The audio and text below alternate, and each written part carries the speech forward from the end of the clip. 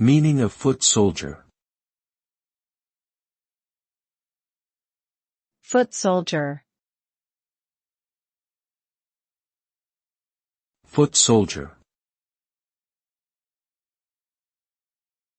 Foot soldier. Foot soldier.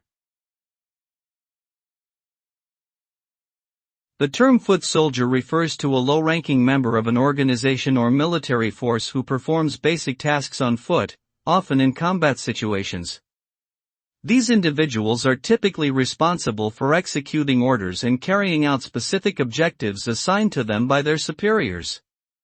Foot soldiers are often considered the backbone of any fighting force, as they provide the essential support and manpower needed to achieve victory on the battlefield.